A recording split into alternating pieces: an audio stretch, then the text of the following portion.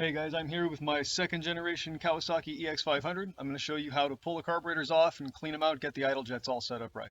Some of the most obvious symptoms of this very common carburetor problem include where you think the bike is idling and you have to feather it all the time to keep it running, or you have to set the idle at like 2,000 plus RPM to keep it running.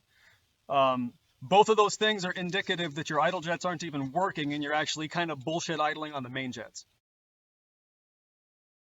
A variety of screwdrivers, especially Phillips number 2. You will need a variety of hex keys, especially I want to say the 3, 4, and 5 millimeter. And you will need some very fine wire. The wire I use is 0.41 millimeter, 28 gauge, and if I remember correctly, it just barely fits. You want to take off the seat and get the tank off. And you always want to plan ahead to have somewhere to place the tank because the petcock hangs low and you don't want to break it. You also don't want to fill it up with dirt and crud.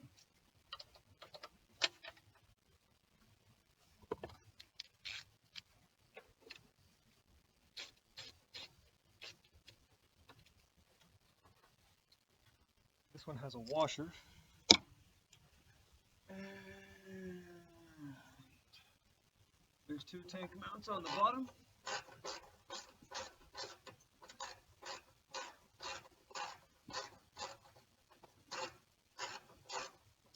If you did like me and you got a garage-made aftermarket fairing, you will find slightly modifying the holes down here can sometimes change the fit and make it a lot more workable.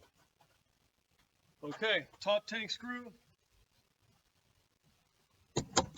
the 2 side tank screws. Next up, I pop these, boop, boop.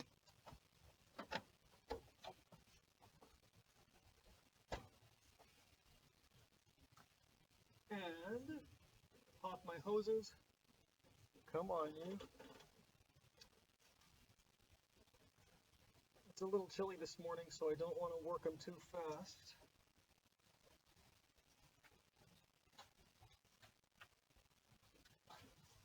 I know you don't get a good view here, but if you got it right, just work the hoses off. One for vacuum and one for fuel. I just spilled fuel on myself. Happens all the time. All right, I'm ready to separate this tank. I'll be honest, it's easier if you have 2 people. Okay, off with the tank.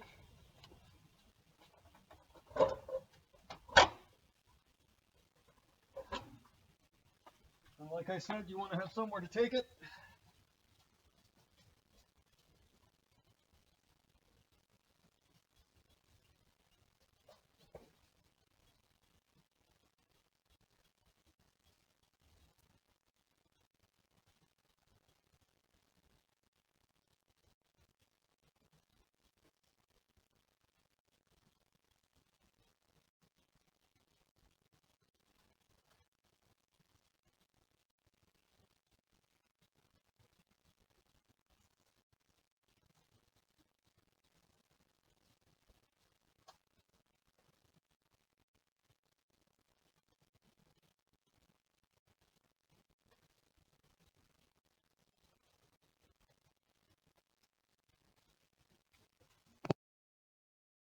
All right, once you get your tank off and you have your playing field exposed, what you want to do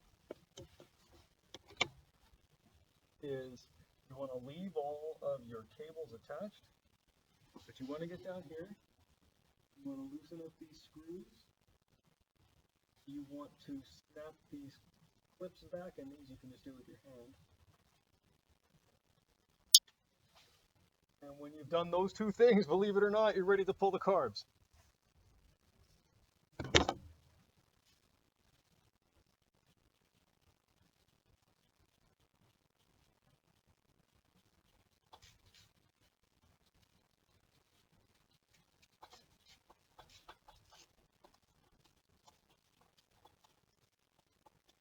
Now the trick is feel from the back, and you want to back these out about as far as they're going to go.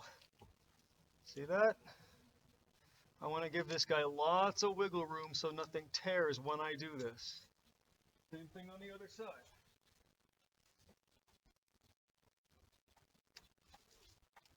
Very easy to bring the spring down, and you can see these rubbers are going to give just fine. Just keep your hand back there as you run the ratchet screwdriver so you can feel the screw as it reaches the spot you have to stop. Boom. All right, that's it. Now they come off. Darn it, I forgot another pro trick. Once you get the tank off, start it and let it burn off all the fuel in the bowls so you have less fuel to worry about dumping out afterwards. This is going to be a mess. So now here's the trick for getting these things out. You are going to put your hands on the air box, and you're going to put your hands on the top of the slides here, and you are going to push forward until you see the backs of them pop out in the front. And then you push down until they come out on the back there. And then as you work them up, believe it or not, nothing takes any damage. So this is the part I don't want you to see because I'm sure these carbs are still super full of fuel. I'm going to spend a few minutes figuring out how to get the fuel out of here without making a huge mess, and I'll get back to you. Let's see here.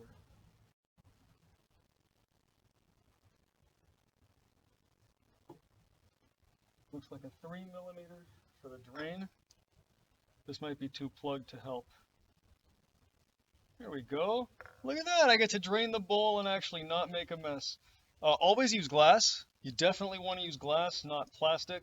You'd be surprised what some of these fluids will do to various plastics when you try and store them. Glass is great. Glass really doesn't care what you put in it. I would say stainless is pretty good, but you might find stainless is damaged by some of these things. It can cause it to rust. Pretty weird.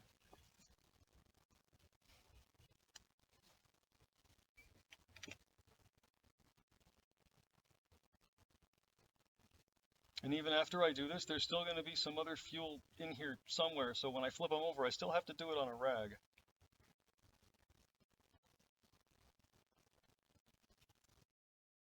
And the fun thing about motorcycles is you're always studying geometry. That'll work. See if this tap will open.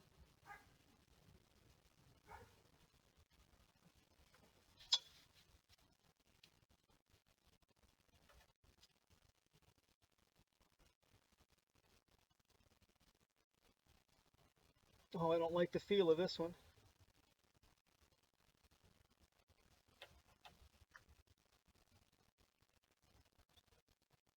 No, I don't like the feel of that one at all. I can't do it that way. Damn. Okay. Well, this one here, we're going to have to make a new plan for this one. Okay, I've had to pause at the stage where I have one bowl full of fuel and the other one not. I'm going to have to figure out a way to loosen the screws and sort of tip it. All of this is just to minimize the mess that I make before I get started.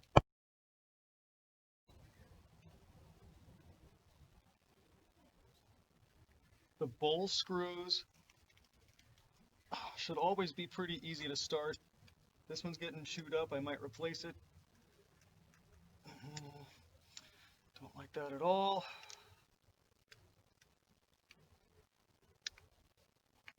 That's better. Yeah, 3 out of 4. It's not so bad.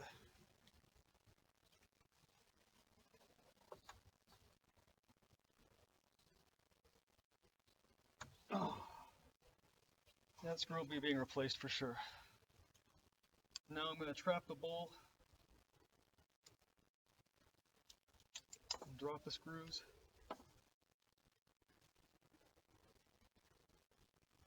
And I guess number 1 will be first.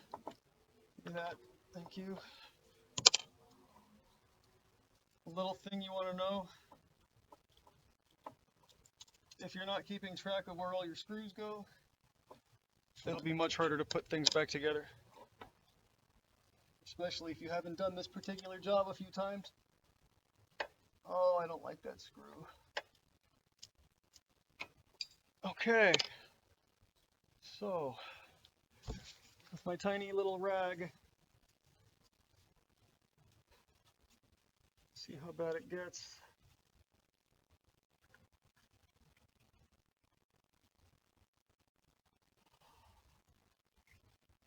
Oh, it's beautiful underneath. That's good news. Oh wait, there's more muck in there than I want. I take it back, that's not good news. Once I set these down, if I can get it stable, I'll show you what I see in the fuel.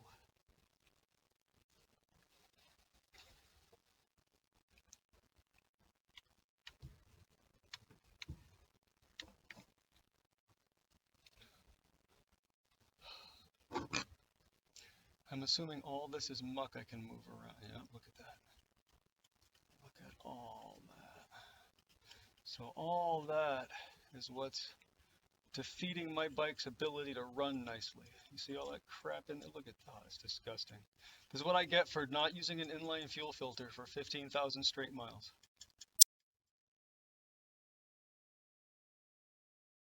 Look how the fuel looks now that I've got one bowl poured out. Oh, is that oil in there? So great. I've discovered a fluid I don't like mixed into my fuel. It's heavy. Look at it settle. Slop. That is some straight bad news. Even if I simply clean out the carburetors and make the fuel system run right, whatever this is going to come back and haunt me if I don't deal with it. I think this happened the one time I switched the tank over to reserve on the drive and it sputtered out and I had to leave it there. I think it must have picked this up back then. Terrible, terrible. With this second one, I'm not as worried about spills, number one, because I have it hanging off the side of the bike pretty far, and number two, because I already drained it at the tap. And in fact, before the screws want to come out easier, like this one just wants to be better. Even still, I want to hold it level as I drop out the screws. Because less spilled is more recovered, better for the environment, and most importantly, gives me the most appropriate diagnostic information. If I spill this on the concrete, I don't know what little doodads were actually in the bike and what little doodads were just already there on the concrete. So it is always to my advantage to look inside here. Boom. Oh, it's also sludgy and gross. You guys just stay right there for a minute. All right, it's empty because I tapped it, but how well can you see that? Let me turn it into a light. Ugly stuff. And just again, like the last time, all of this is motile. See that? All of this could get sucked back into the motor. Any one of these things could end up in the fine passageways giving you grief. This is why your bike doesn't idle right. This is why you've got the thing turned up really far just to make it idle. No, that's not the idle circuit. That's just bullshit on the main jet. Scrape out anything motile and get it on the rag to make sure that it won't wind up deeper into the carburetor than the freaking bulb. That's really it. That's really it. The narrower passageways are yet to come.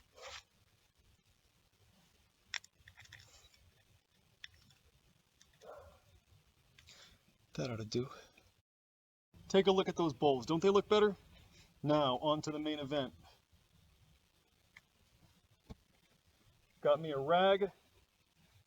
This was the real important part because when I turn these over, it gets messy whether I want it to or not. So let's catch whatever we drip out, and we're literally going to just take a good view of it from right here. Long flathead screwdriver.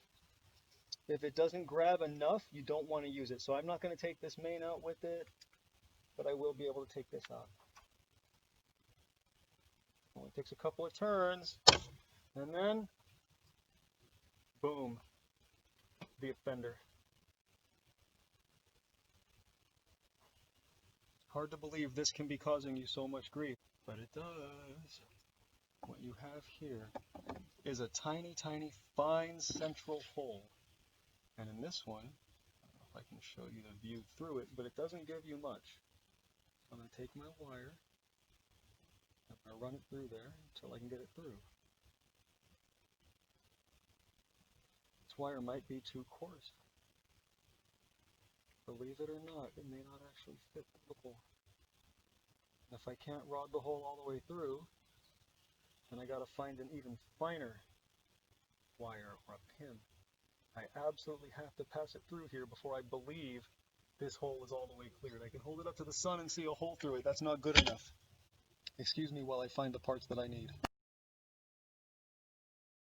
Let's get innovative. I found some junk stranded wires that might be able to work. So I'm just going to start peeling until I've made myself the tool that I need.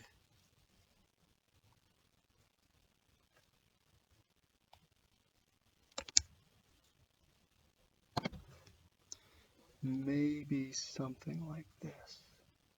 A couple of these, one or two of these strands.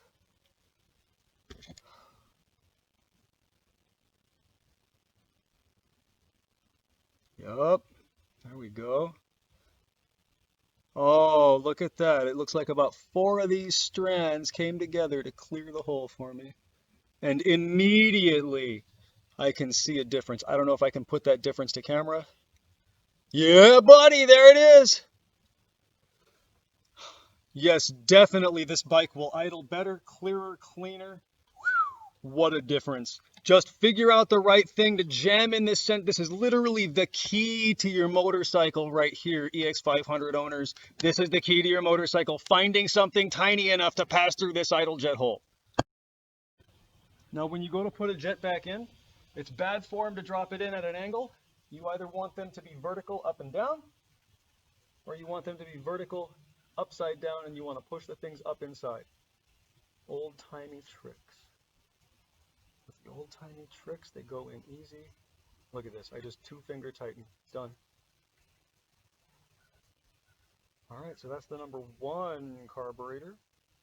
Started to breathe a lot easier. Now let's take out the number 2 idle jet. It's gonna look just the same, but they come up easy, I like that.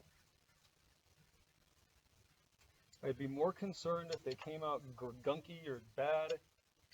At some point, you just have to go somewhere and get ultrasonic done. But,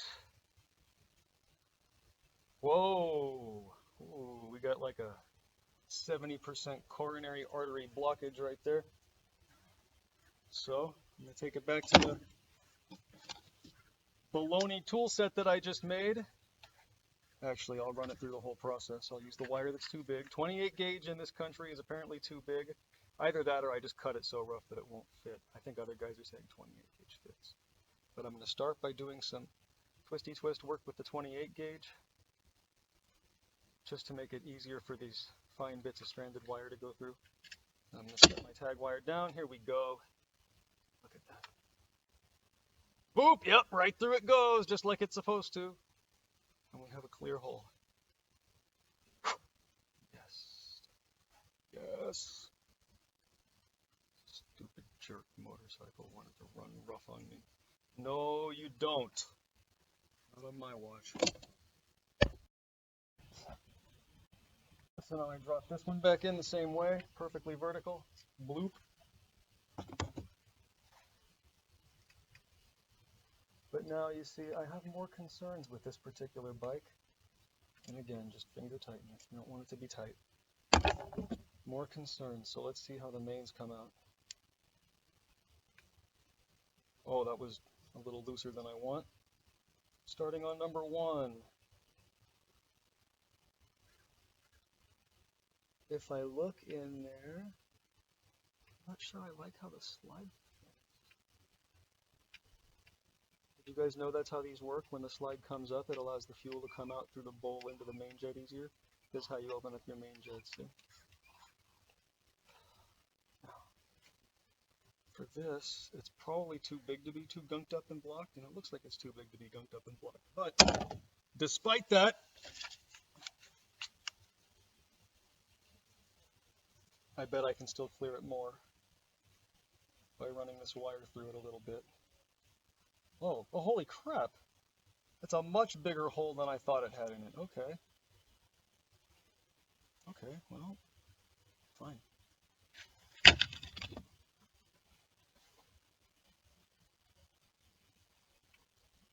I promise you, there's nothing easier than these carburetors. If you've worked on any other carbureted machine in your entire life, these are easier.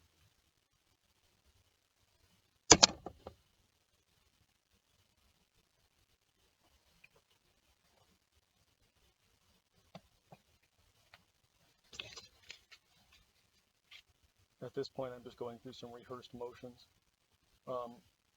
If you don't know the carburetors well, you might want to get a new set of seals and everything for it, just so you can compare your seals to the new ones. But for this particular carburetor, I've just recently checked the float height, float bowls. Everything's pretty good. Everything moves really well. Like, these are actually in really good shape. I rebuilt them once pretty recently, maybe 7,000 miles ago. The slides are imperfect, but I have worked on their action. Believe it or not, I used some metal glove, honed them just a little bit. Not so much that they had bad gaps, but enough to where the action was a little smoother. So now is the part where I'm going to reassemble the carburetors. I have to decide whether to replace that messed up screw. It's finally time for me to put the carburetors back together, and I gotta tell you, it's starting to get hot out here this morning, so it couldn't have come at a better time. You can be surprised how flat these can look and feel and still get a good enough seal.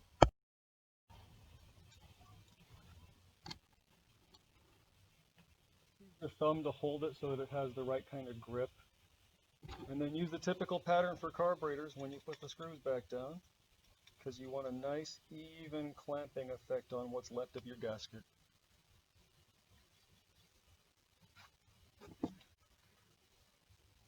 For this, I don't usually use a ratcheting screwdriver.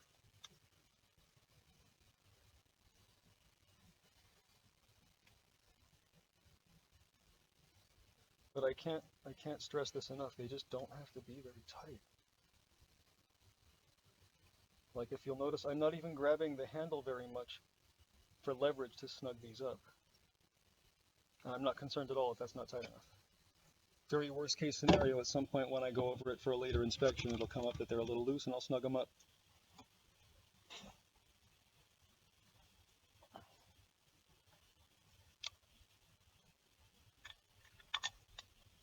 I will say it's almost always smarter to put your carburetor screws in and your bowls on when the carbs are upright. But I'm trying to rush this so I can show how to do it to a couple of the new people on the group who haven't had to do this 1,000 times like we all have.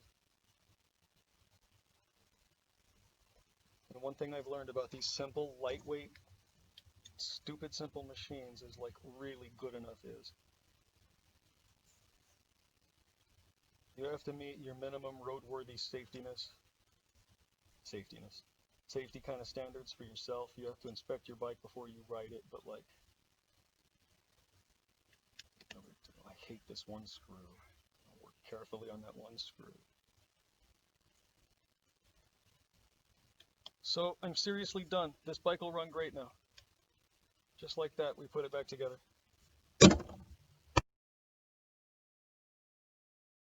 Like I said, that's really all I need to do. Now I'm just going to put the whole thing back together and start it up. To replace your carburetors, first, visually inspect that all the moving parts are in fact moving and you're satisfied you've put the thing back together correctly in the first place. Yep, hopefully so. Second, this is where the master work comes in, you see? So as I recall, I push back and down,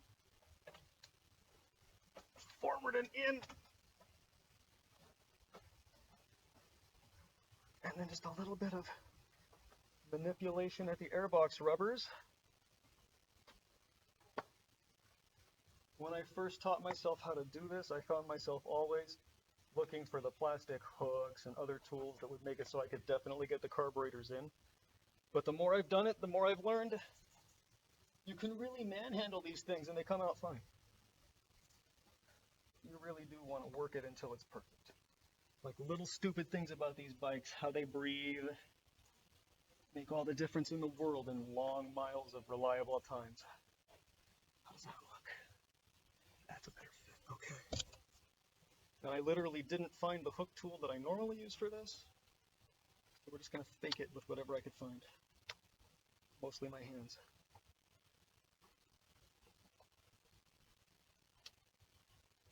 Once it clicks, it's done. I had this tool, I didn't need it.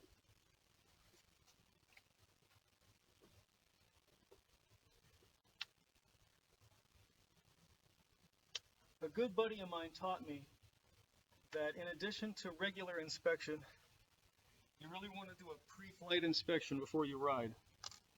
In this case, I'm always at risk for forgetting to clamp down the intake. So let me move the clamps back to where they belong. Do a whole ton of screw driving. Now, as I put it back together, I want to look at the way that the carbs grab on the front and back, airbox side and the motor side. You'd be surprised how tight you want these clamps.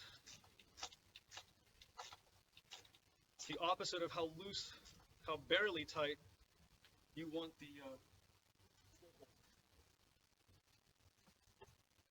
I'm gonna have to move my camera so I can get in here and get this screw.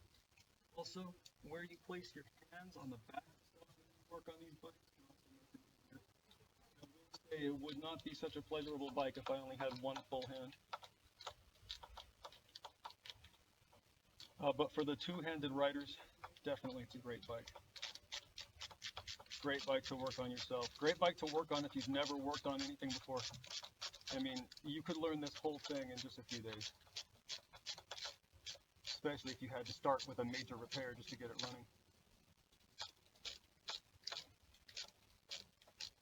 Go on there. That's what I want to feel. You're right. Okay. Okay. This is the part where I always scratch the paint. Oh, God. You want to make note that I always seem to work on this stupid thing. Yes. For reasons still unbeknownst to me.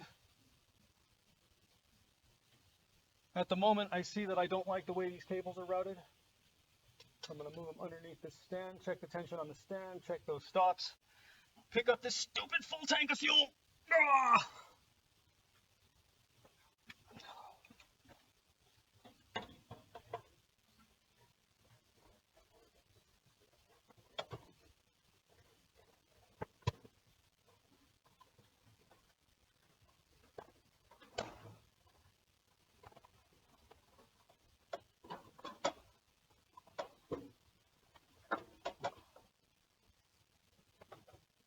What are we?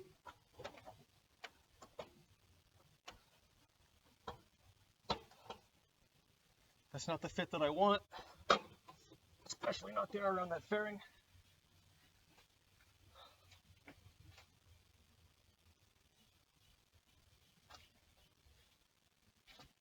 Most important thing is that I grab. Nope. So I gotta pull it back some, except for see, nope. I didn't give enough thought to routing the hose in the tube, so I gotta lift it again and think these through better. Should that really be above the electrical?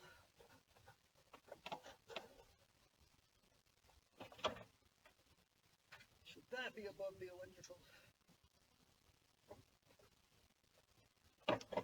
Well, we'll find out.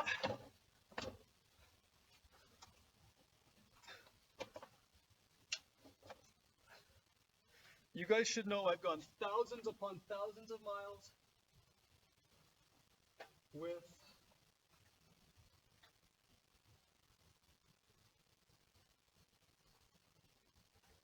no clamps,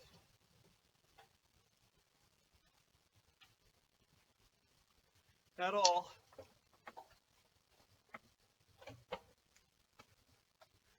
for the fuel or vacuum hoses. Nope. That's better. Okay.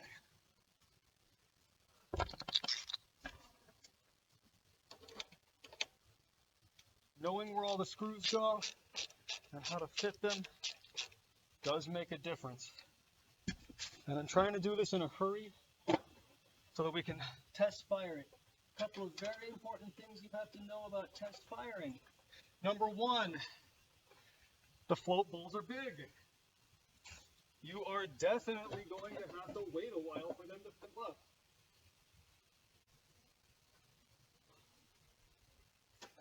So we're going to go and see if that fits better. With this aftermarket front fairing, like it's always been a matter of stretching it over the bike to the point where I even enlarged the holes on the bottom here. Sometimes the worst thing in the world is to use a ratcheting driver. There we go. That'll work.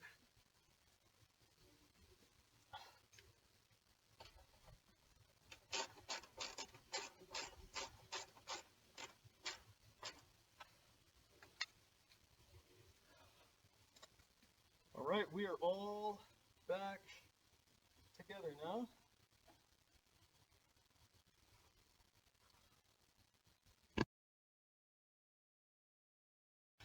I can't stress this enough. When you test fire this bike, you have to fill up those float bowls, and it's going to take you a good 20-30 seconds. Don't run the starter for more than about 30 seconds at a time and let it cool for a solid minute, but you'd be surprised how long it takes. All right, here we go. Power, check. Cable feels good. Cable still feels good.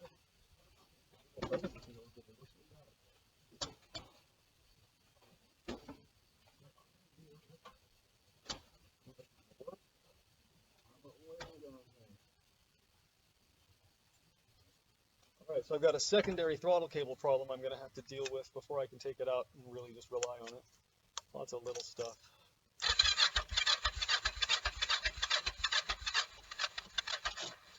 Okay, got to leave it on the tender for a while longer. Either that or switch to the big jump start charger, but I'm feeling lazy today.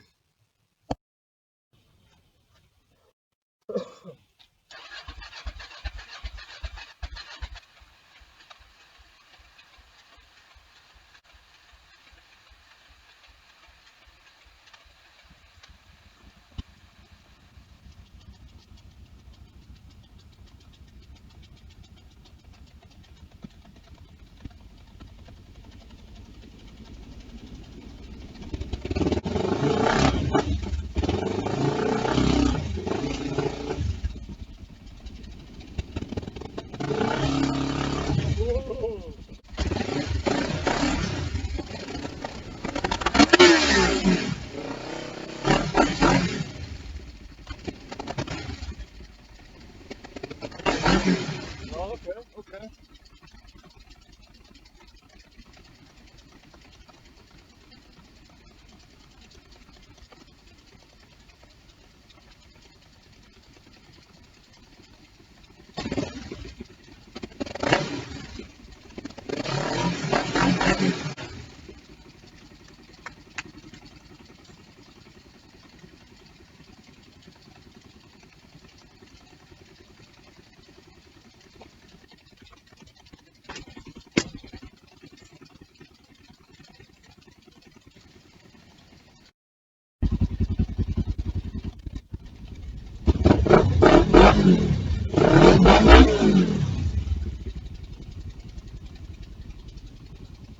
So it's now nice and responsive, and it snaps back to idle really fast. So it was a real easy fix to do, and then I blew some of that crap through the system, and it seems like it was done. Now, my last concern is, what is this crap I found in the float bowls? There shouldn't be a liquid in there that's not fuel.